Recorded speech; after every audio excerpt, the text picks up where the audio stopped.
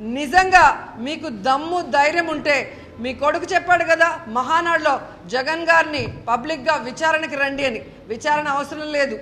ఈరోజు CBI enquiry వేయించుకోండి. జగన్ గారి మీద సిబిఐ ఎంక్వైరీ ఉంది కదా, కోర్టుకు వెళ్తున్నారు కదా, ఆయన తప్పు చేశాడా లేదా కోర్టులో నిరూపితం అవుతుంది. అలాగే మీరు తప్పు చేశారా లేదా కోర్టులో మీరు నిరూపించుకున్నప్పుడు ప్రజలు కూడా మిమ్మల్ని హర్షిస్తారు. దీంట్లో చంద్రబాబు నాయుడు ఆయన కొడుకు ఎన్ని వేల ఎకరాలు దోచేసుకున్నారనేది స్పష్టంగా అర్థమవుతుంది. అండ్ ఈరోజు తెలంగాణలో మియాపూర్ భూముల్లో మరి ఏదో అన్యాయం జరిగిపోయిందని చెప్పి నేను జాతీయ నాయకుడిని, అక్కడ వెంటనే మీరు సిబిఐ ఎంక్వైరీ వెయ్యాలి అని చెప్పి మీ ఎమ్మెల్యేలతో మాట్లాడిచ్చారే రేవంత్ రెడ్డితో.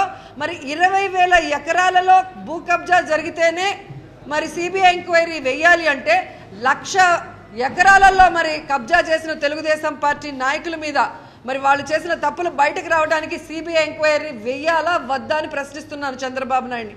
ఆయన ద్వంద్వ నీతి ఏంటో ఇక్కడే అర్థమవుతుంది.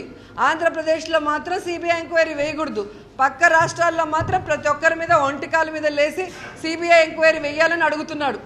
అండ్ ఎంత సిగ్గుచేటంటే ఈరోజు వాకాటి ఎమ్మెల్సీ గారు వాకాటి నారాయణ రెడ్డి గారి మీద ఏదో ఒక చిన్న అలిగేషన్ వచ్చే కొద్ది పార్టీ నుంచి సస్పెండ్ చేశారు, కానీ ఎమ్మెల్సీగా సస్పెండ్ చేయలేదు.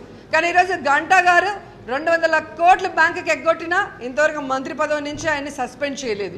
ఈరోజు విశాఖ భూ కబ్జాల్లో ఆయన యొక్క వంత ఎక్కువ ఉందని చెప్తున్నా కూడా ఇంతవరకు ఆయన్ని పార్టీ నుంచి సస్పెండ్ చేయలేదు, మంత్రి పదవి నుంచి సస్పెండ్ చేయలేదు. అలాగే తెలంగాణలో చూస్తే దీపక్ రెడ్డి మీద ఎన్ని అలిగేషన్స్ వచ్చాయి, ఎన్ని కేసులు ఫైల్ అయ్యాయి. ఎందుకు మరి అనంతపురం జిల్లా నాయకులందరూ కూడా వద్దన్నా కూడా చంద్రబాబు నాయుడు, లోకేష్ బాబు ఈరోజు దీపక్ రెడ్డికి దొంగదారిన ఎమ్మెల్సీ ఇచ్చి తీసుకొచ్చారు అంటే మరి వారితో వీళ్ళ డీలింగ్స్, ఆర్థిక లావాదేవీలు ఎలా ఉన్నాయో అర్థమవుతుంది. వారి యొక్క సపోర్ట్తో వీరు ఏ విధంగా ఎలక్షన్లు జరిపించుకుంటున్నారు, ఆస్తులు పెంచుకుంటున్నారు అనేది బాగా అర్థమవుతుంది.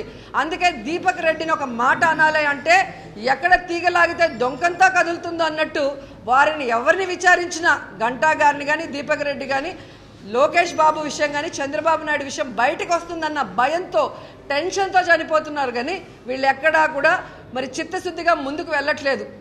ఒక్క కేసు కనుక విచారణ జరిగితే తండ్రి కొడుకులు ఇద్దరు జీవితకాలం జైల్లో ఉంటారన్న భయం వాళ్ళకుంది.